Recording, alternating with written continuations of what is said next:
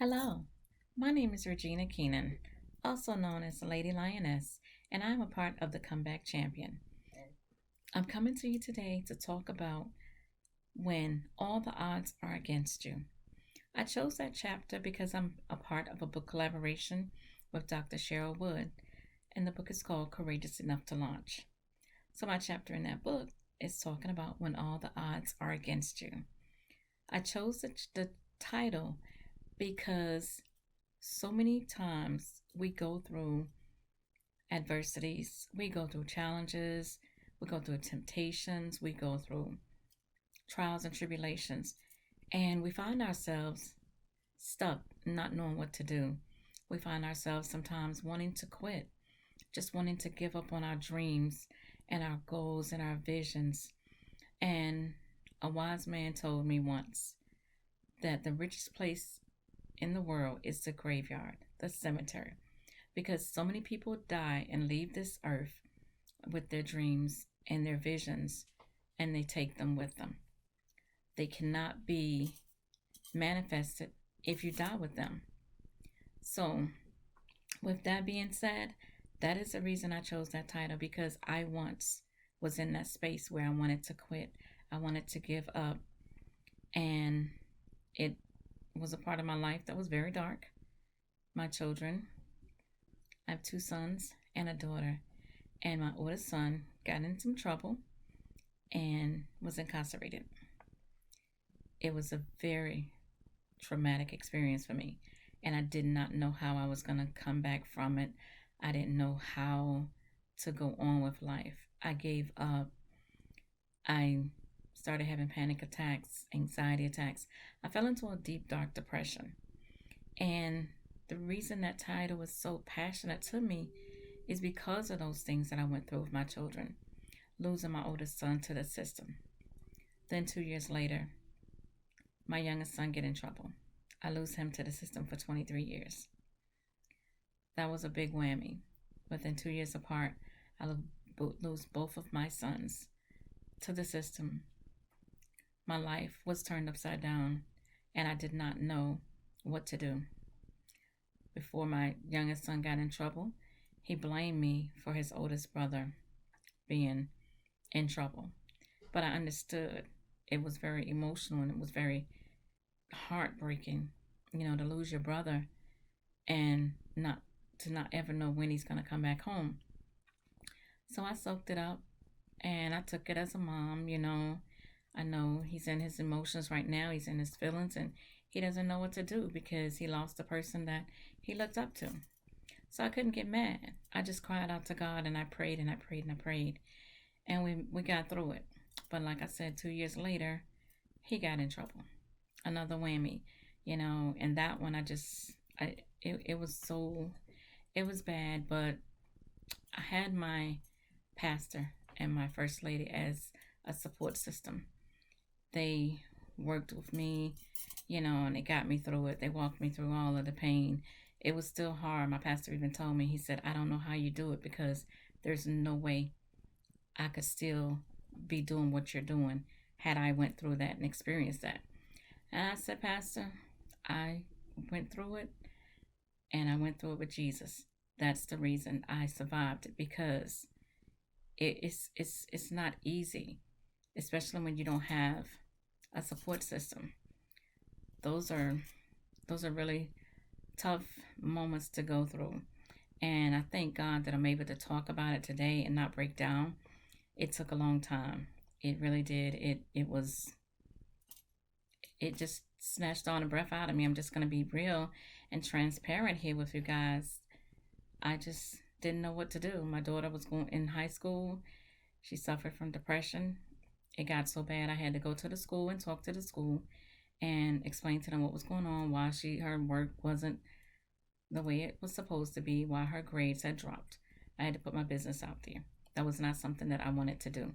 Not to the school system, but when I tell you they worked with us, they counseled her, because there was no support here in Buffalo where I live. So it was a blessing. God put the people in my path that he knew could help me. And I'm very grateful for that. So if there's anything that you're going through and you don't know how you're going to get through it, you don't know what to do, you don't have a support system to help you, if you have a church family, reach out to them. If you don't, reach out to a support system. Find a support system. I'm going to be starting a support system group that has to do with parents losing their children to the system. So that is definitely a way that you can have support, because a lot of times when you go through things, you don't have your family. Sometimes you do, sometimes you don't. Unfortunately, I did not at the time, but I still made it through all the struggles. You know, all the odds was against me to not be able to work my business the way I needed to, not be able to function. You know, I didn't think I'd be able to get my daughter through school. It was very tough, but I'm here today to say that no matter what you're going through, when all of the odds are against you and you don't see no way out, trust God. Ask Him for favor. Ask Him to give you strength inside and out, and He'll do it because He did it for me. And to make things even worse, I was in a relationship, a 3-month relationship, and it was an abusive relationship. So on top of losing my 2 sons, the same year of 2011, when my youngest son was incarcerated, I went through a domestic violence relationship, and it got so bad to the point where I said, just kill me. Just go ahead and end it now, because I don't want to do this anymore. I don't want to go through this. And I am a survivor, and I did pray and pray and pray, and because I didn't know no way out. I didn't know how to get out. So I just asked God for favor, and I asked Him to guide me and show me what it was He wanted me to do, because I wanted my business to grow. I wanted to write a book. I always knew one day I would be an author. And the things that I went through in my life, I definitely knew that I would be writing a book to showcase those things, because we sometimes don't realize the trials and tribulations that we go through. We go through them for somebody else. We don't go through those for us. They're never for us. It's always for someone else, because it's always someone that is going through what it is that you're going through, that's going to need your story to survive, to help them to overcome, to help them to get past those trials and tribulations and those obstacles that are in their way. And I encourage you today to get a mentor. That helped me also. It came along later, but having a mentor, it helped me to stay focused. It helped me to become more consistent, because my mentor always told me, he said, consistent is key. You have a lot of dreams and visions, and you have to focus on one, because you can't be all over the place. Because as the word says, a double-minded man is unstable in all his ways. And I hope I said that right. But it's so true. You have to focus on one thing, master that, and then you can move on to something else. But of course, when you feel like you have no other way out, you want to stay busy. And I wanted to stay busy. So what I did was I stayed busy in the church. I worked in the church. I became the videographer at church. And that kept me busy. It kept my mind on something other than all of the things that I was going through in my life and all of the things that I had went through. And I come to realize that you can't play the blame game. In life, you have to take responsibility for what happens to you. Even though we want to blame somebody else, we want to say, well, it was because of this and that. It was because of this person. No. You have to accept the responsibility. And when you accept the responsibility, it's easier for you to get past it. It's easier for you to master it, I should say, because we have to take everything that we're doing and account for everything that we're doing at the end of the day. You have to prioritize. I'm sorry. what it is that you're doing in life. And that, I will say, that does make it easier for me, because I was all over the place at one time. And once I did that and I became consistent, what I do is I read motivational books, inspirational books. I listen to motivational CDs. I get on YouTube and I look up something and I put myself in to that, whether it's a video or whether it's just a speech. And that helps me. It really helps me. It helps me to get out of bed in the morning. I get up, I read my affirmations, I read my goals, and I do this in the morning, I do this in the evening when I go lay down to go to sleep. Those things are very helpful. I had to find things that could help me to survive, because when you're dealing with depression, it's really deep. It's a real deep sickness. And not until this year did I realize, or should I say, did I accept the fact that I have that sickness, because nobody wants to be labeled having mental illness. But you could have mental illness with a lot of things, and it's not only depression. It's numerous things that fall under that category. And I had to realize, okay, that doesn't make you any different than anybody else out here. It just says that you went through trials and tribulations in your life, which is something that we all go through. And I do hope and pray that this message will bless someone and help you to overcome, and know that no matter what the challenge, no matter what the obstacle, no matter what it is, you can come back from it. I now listen to this song called "The Champ Is Here." That's my motivation song now, and it really does help when I'm going through something. Like today, I was like, Alexa, play "The Champ Is Here," and it just gets me motivated. Find you a song that you can make your own, and it'll help you, because we have to take some woosah moments when we're going through life, especially when we have kids and grandkids. When you get you feel overwhelmed, you feel full, you have to take a deep breath and calm down. Whether you have to meditate or just sit still for a moment, give yourself 5 minutes. I learned that we should always take 5 minutes a day. Just 5 minutes is all you need. 5 minutes of quietness, 5 minutes of breathing. It will help you. It'll help you to master those feelings inside that are so hard to jump over. It's like hurdles. We're jumping over hurdles every day in life. Because when one comes, there's going to be another one come. It's going to be another one that comes. And we have to learn how to master them, because it's going to help us to get to the next level. Because if you're dealing with something in life and you don't know how to get out of it, you have to take some deep breaths. And it works. Trust me, because I did it. And I'm like, wow, who would have ever thought just taking 5 minutes of breathing, how it could help calm you down and make the body go into this homeostasis place, and it relaxes you. Because we do so much running. And see, that's what I was doing. I was running and didn't know where I was going. Because my first panic attack that I had, I went through my house to drop my daughter off from school. I came home. I jumped out of my truck, didn't lock it, didn't do anything.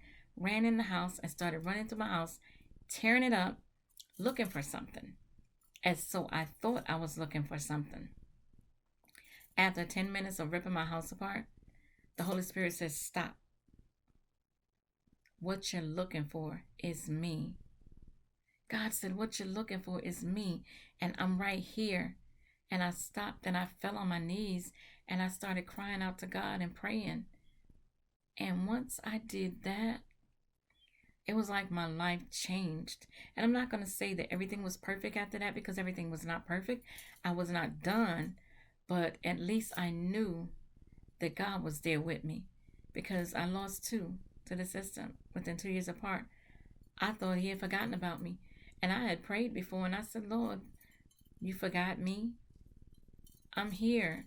I don't hear you. I need you. But God said, I never left you, and I will never leave you nor forsake you. I'll be there with you always, even to the end of the earth. And when he said that, he meant that. And that goes for everybody. God doesn't leave us, we leave him. But we think because we don't hear him talking to us that he's left. He hasn't left us. He never would. Because that's a promise he made to us. And God is not a man that he should lie. And I know this. And I know anything that I go through, all I have to do is call on him and he'll be there.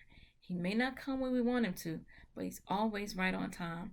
And that is one thing that I have learned multiple times. When I feel like he's gone and he's closed his eyes and left me, I realize he has not gone anywhere. He's right there. But he's waiting for us to calm down. He's waiting for us to sincerely call on him. And when you do, he's going to come. And that's what he has done for me.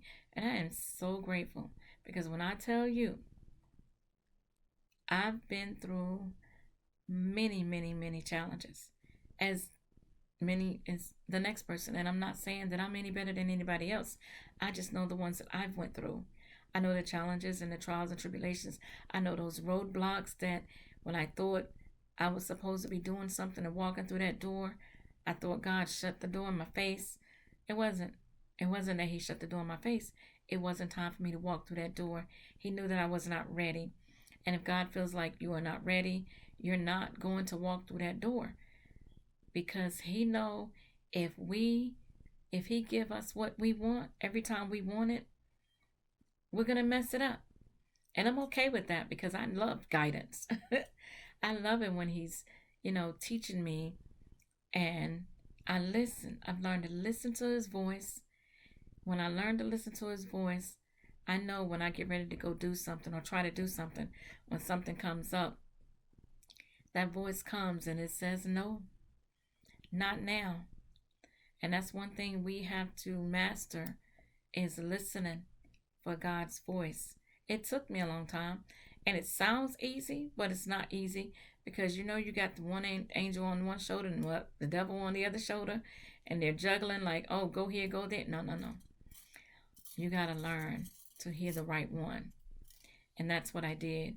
That's why all those odds that were against me and I thought I would never succumb and never break out of it, God broke every chain that was on me, every chain that was attached to me.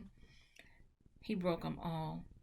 And I sit here today speaking to you as a humble child of God, and I give him all the glory and the praise for everything that he's done for me.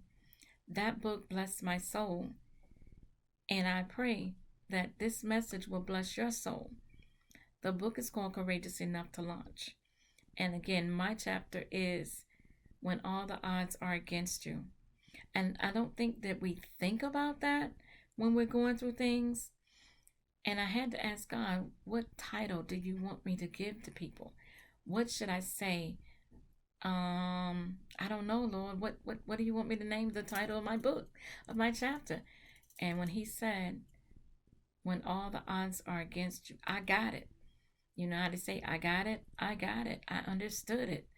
Because things are so hard for us when we're going through it. At least we think so, because when we go through things, we think we're going through them by ourselves. Just know you're not in it by yourself. God has your back. I thank you guys so much. I am so happy to be a part of the Comeback Champion because I am a champion. And it took a long time to realize it. It took a long time to get here to where I'm at right now. And I am so grateful for my mentor that has taught me about consistency, how important consistency is, how important it is to focus, because you can be juggling multiple things and think you're doing the right thing and think you're going to accomplish what it is that you're going to accomplish, but you can't when you're all over the place. It's very hard. So stay focused and always remember, you can come back from anything no matter what it is, because there is no problem too hard for God. Thank you again, and you all have a blessed day.